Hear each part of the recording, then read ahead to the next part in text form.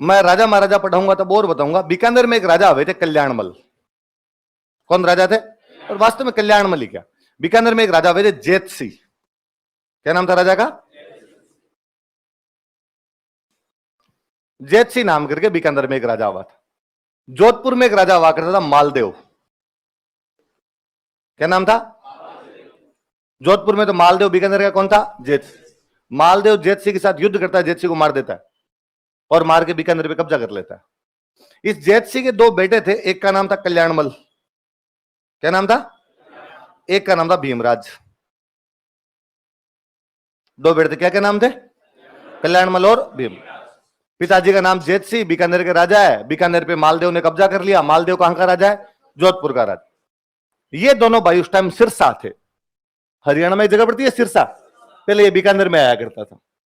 उस समय बीकानेर की टेरिटरी हुआ करती थी। सिरसा, हिसार, ये दोनों बीकानेर की टेरिटरी थी।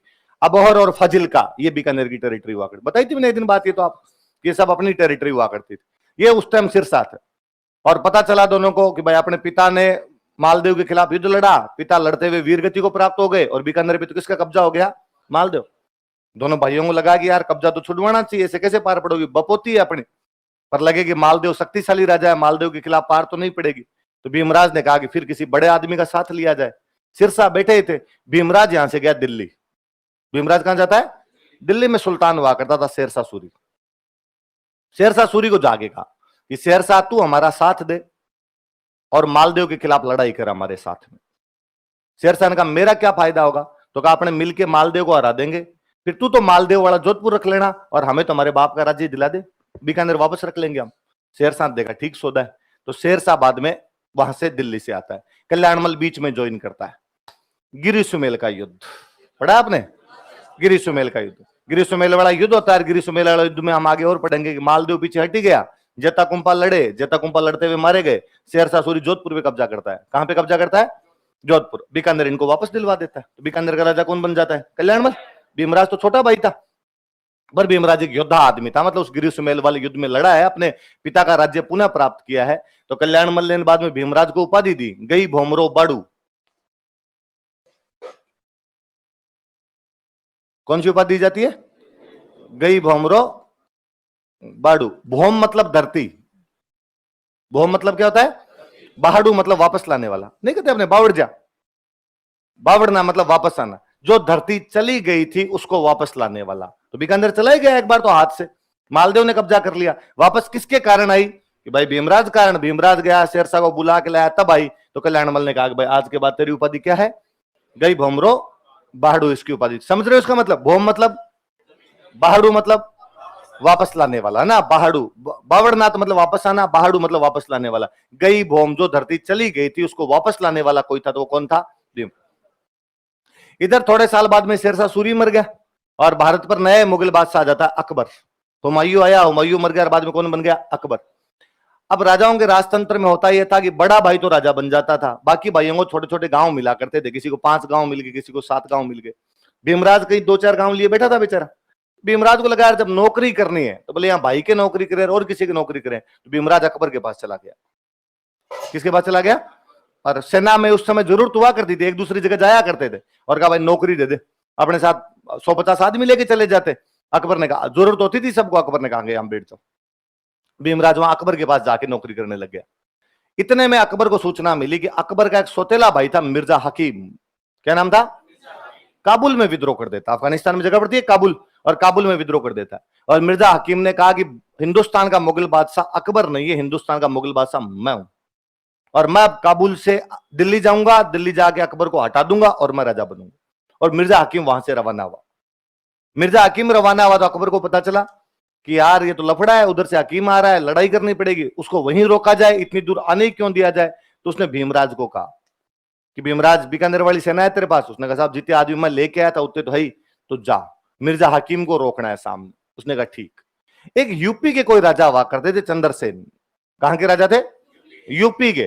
कहां के?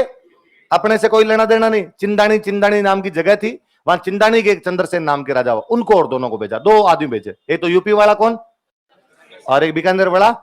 इनको भेजा कि मिर्जा हकीम को रोक क्यों। ये युद्ध लड़ते हैं, मिर्जा हकीम को रोक देते हैं, उधर ही भगा देते हैं। मतलब पंजाब वाला बॉर्डर वो आता है, यहां से मिर्जा हकीम को भगा दिया जाता है, वापस युद्ध जीत जाते हैं। उस युद्ध में भीमराज घायल हो गया, और भीमराज घायल होकर गिर गया कहीं पे।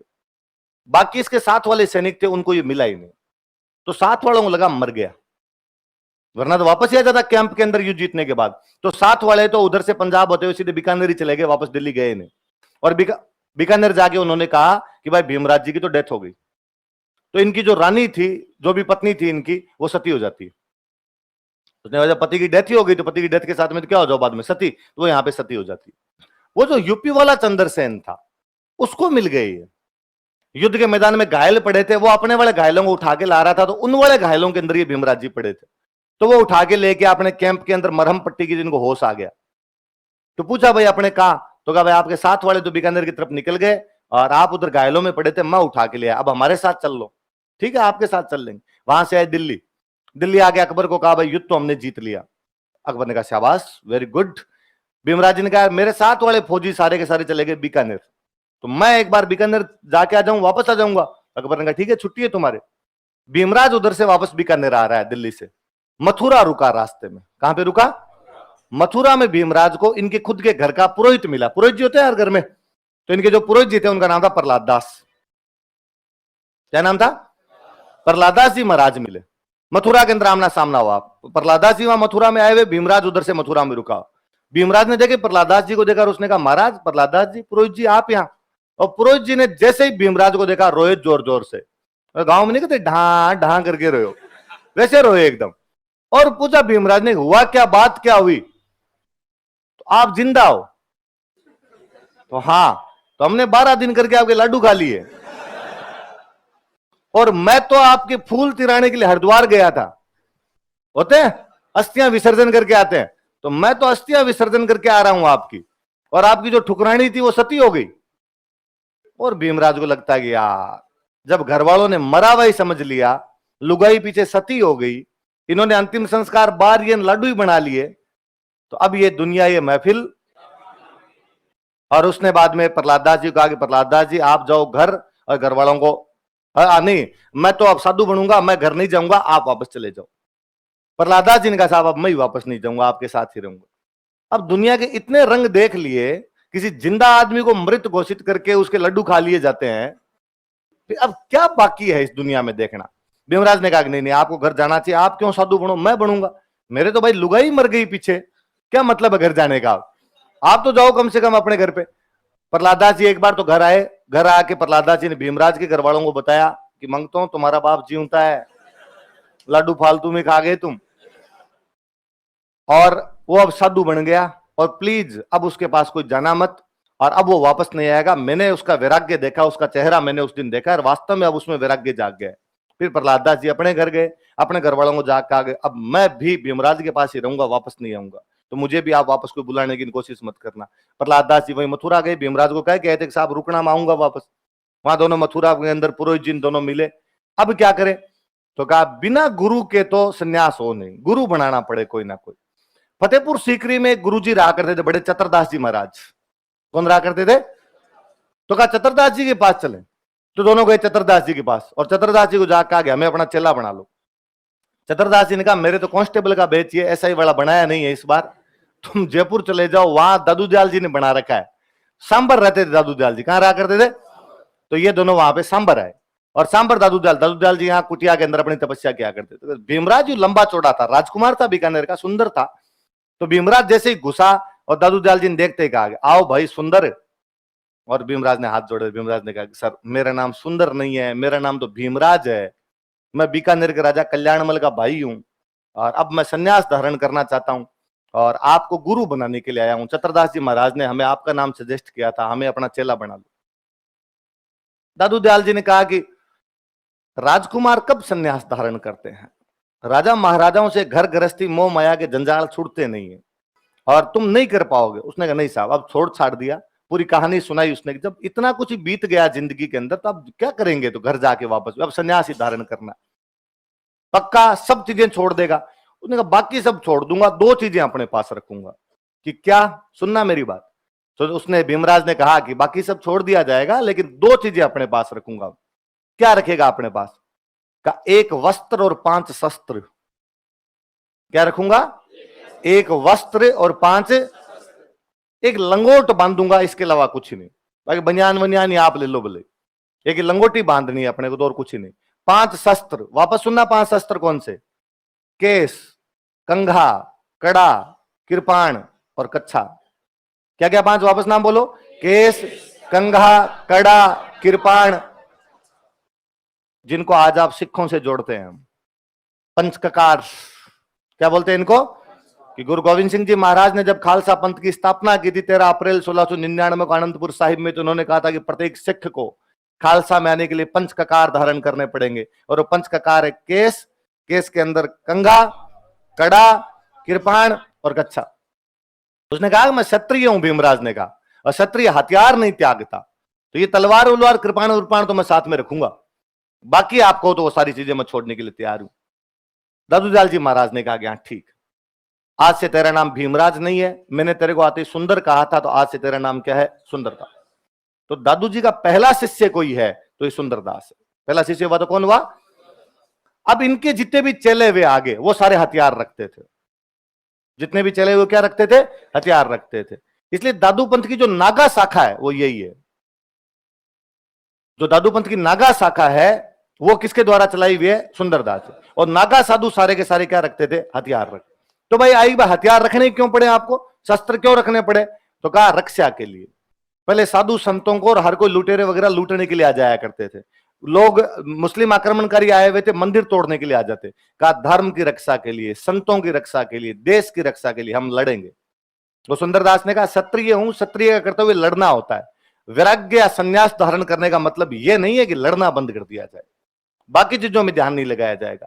तो दादू पंथ की जो नागा शाखा है उसके संस्थापक कौन थे?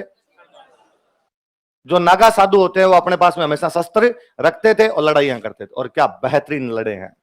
मुझे सबसे बड़ा गर्व तो होता है कि खाटू श्याम जी के मंदिर में यदि आप में से अब भी कोई जाता है तो इस बात पे गर्व फील कीजिए कि खाटू श्याम जी का मंदिर केवल नागाओं की वजह से बचा था, वरना उस समय खाटू श्याम जी को कभी तोड़ जाते। एक युद्ध में तो मारवाड़ और आमेर की सेनाएं लौटाई थी आपकी वापस, नागे अकेले लड़े थे उस युद्ध के अंदर और बचाया था। राजस्थान में मराठों के खिलाफ यदि कोई लड़ा है, जब मुगलों की शक्तियां ढल गई थी, तो मुगलों की शक्तियां ढलने के बाद में मराठे शक्तिशाली हुए और मराठों ने अपने राजस्थान को रोंद के रखा था। जहां जी में आती तब लूट मार करने आ जाए। लुटेरे बर्बर आदमी थे मराठे, सारे के सारे गांव जला दिया करते, लूट मार किया करते। मराठों के खिलाफ यदि कोई राजस्थान में हिम्मत दिखाता तो एकमात्र राज्य जयपुर है। बेहतरीन लड़ा है जयपुर। सवाई जयसिंह से लेके प्रताप सिंह तक जयपुर का जो शासनकाल है, पूरे भारत में मराठों को टक्कर जयपुर ने दी है।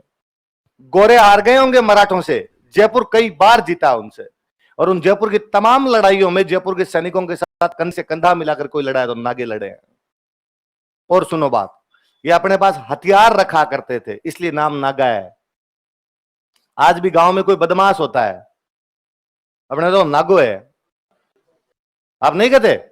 इसका मतलब ये थोड़ी कपड़े खोल के खड़ा आपके सामने है ना। कोई अपने घर में अपना भाई बदमाशी करता है, अपने कोई पूछ लेगा अरे वो नागू है। अभी थोड़े दिन पहले संजय राउत, शिवसेना वाला जो एमपी है, उसने संसद के अंदर या वो जहां भी वो बोल रहा था, प्रेस कॉन्फ्रेंस के अंदर बोल रहा कि बीजेपी वालों मेरे से पंगा मत लो, मैं नागा आदमी हूं। इसका मतलब ये थोड़ी कि उसने कहा अमित शाह खिलाफ कपड़े खोल दूंगा मैं। उसके कहने का मतलब यह था कि मैं बदमाश हूं और मेरे से पंगा लेने की आवश्यकता। तो ये अस्त्र शस्त्र अपने पास रखने लग गए थे, इसलिए बाद में नाम ही क्या पड़ गया? नागा नाम पड़ गया। कहते हैं यहां पे कई दिन सांबर रहे थे, बाद में दोनों भीमराज और प्रहलाद दास, भीमराज का नाम सुंदरदास हो गया, तो सुंदरदास दादू दयाल जी के पहले चेले बने। तो प्रहलाद दास ने दादू दयाल जी कहा भाई मुझे भी तो चेला बनाओ, तो नहीं तू अब इसका चेला है। तो दादू दयाल जी के चेले सुंदरदास जी महाराज है, सुंदरदास जी के चेले कौन है? प्रहलाद। कई दिन यहाँ सांबर के अंदर रहे, बाद में कहा कि साहब हम यहाँ नहीं और कहीं जाके यदि पढ़ाई कर लें, ठीक नहीं रहे, थोड़ा सेल्फ स्टडी कर ले हमारी, तो हाँ चले जाओ। तो बाद दौसा के अंदर एक जगह पड़ती है घाटड़ा। कौन सी जगह?